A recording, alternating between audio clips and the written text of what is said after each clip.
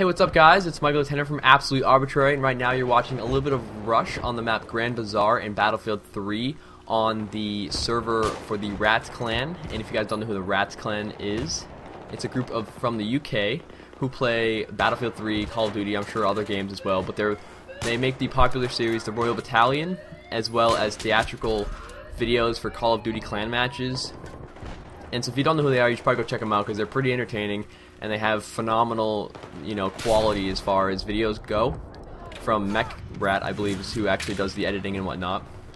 I saw a tweet on Twitter that MechRat was hopping into a lobby that they rented their own server, and so I was like, hey, I'll give it a shot, maybe I'll be able to get on and whatnot. And I was actually fortunate enough to spawn in with no queue or anything for the server, and I got on the team with the rats. There was the Chosen Rat, Mech Rat, and like Kitty Rat or something. I don't know, it was a female player's name. I wasn't familiar with it, and it wasn't the actual, like starting lineup for the clans or anything, so I don't know who she was exactly, but she was part of the rats. She had the clan tag on the gamer tag as well as the clan tag before the prefix for the name in the game for the group on Battle.net and whatnot. So it was really cool. We started on a couple maps and they weren't doing substantially well, so I don't believe they were doing Royal Battalion, although you could probably do alright and still cut and clip it and make it seem like it was really great out of different perspectives.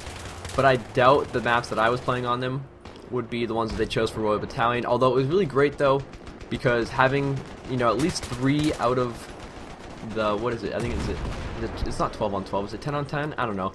Having some of my team be people who could actually cooperatively work together was really awesome, because sometimes you just get into that lobby and your teammates just do not do anything, and it's like you're playing with a bunch of 5-year-olds who don't know the controls and they're just running around and spinning in circles in the vehicles and whatnot. So it was really great to have teammates who were adequate at what they were doing, because for me, when I play Battlefield, generally with my friends I take it a little bit more seriously, although I like to have fun as well. But I have it's about 480 score per minute, and I want to up that to at least 500. That'd be really awesome. So the tryhard panties are usually on when I play Battlefield. So it was really nice to have teammates that could actually help win games and whatnot. That was really awesome. But I thought it was really cool because generally, I've tried before in the past to play with YouTube commentators, and I wasn't able to talk to them because they were in a private group, and that's understandable. Obviously don't want a bunch of people just jumping in and disrupting your quality time with your friends, so that's totally understandable.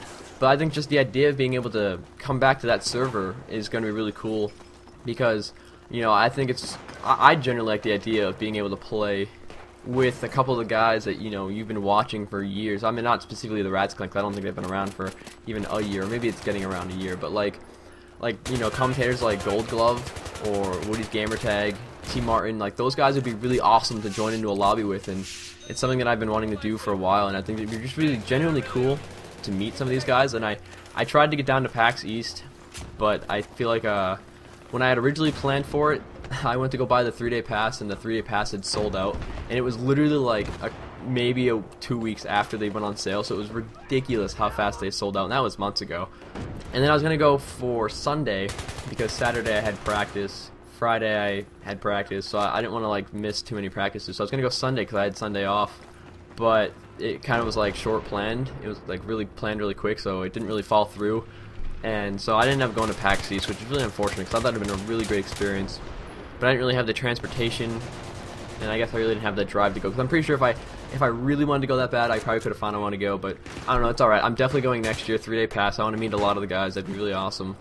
If anything, I would go to PAX East and travel there and whatnot, more so to meet the people that I've been watching and have been inspired by for the last 4 years of my life, than to go for the board games and card games and stuff that PAX is a part of. I know it's part of a wide variety of gaming and whatnot, but I know it's a lot of card games and board games and all that, the super nerdy stuff, which is totally cool. I mean, I'm not into it, but I mean, there's no disrespect for anybody who is. I'm sure it's entertaining, and I'm sure I would find some of them entertaining as well if I was into that.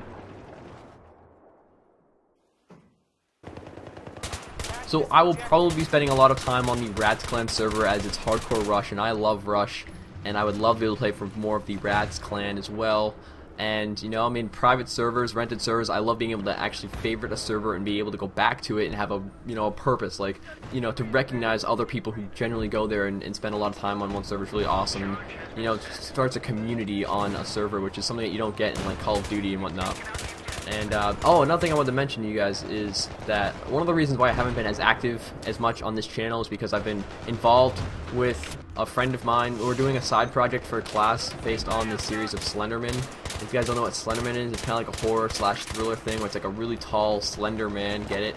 And he stalks the guy, or stalks a particular person or people, and it's kind of creepy. It's got some special effects to it, but it's supposed to be as if it's really happening. So you didn't hear this from me that I'm involved with this, and it's actually happening if you're watching it.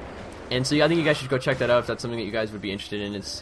If not, at least check out what Slenderman is, because it's definitely an interesting concept. And, you know, channels like Marble Hornets, which is a popular Slenderman channel, has been, you know, redesigning the entire aspect of what Slenderman is. And so it's pretty interesting, and my friend was the one involved in it. I offered to help out with it, so I'm the main role. I'm going to be stalked and then killed, and then he's going to find the camera, and then the Slenderman's actually following whoever has the camera, because I found the camera at first. And I don't want to spoil too much, but check it out. There's a link in the description. It's called Weeping Thorns. But thanks for watching, guys. That should be about the video length.